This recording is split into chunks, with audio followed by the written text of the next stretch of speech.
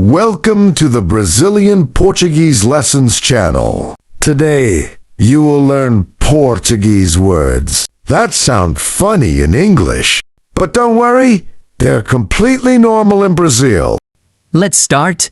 Word 1. The first word is bread. Em português we say pão. Repeat after me. Pão, pão. For English speakers, this sound can be funny. But in Brazil, it is a very common word. The second word is stick. In Portuguese, we say pau, pau. Repeat after me. Pau, pau.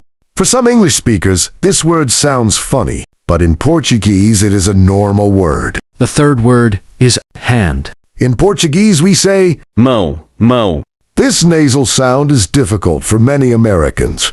Portuguese has many interesting sounds. Follow this channel to learn Portuguese step by step. Until the next video. And comment if you liked the lesson.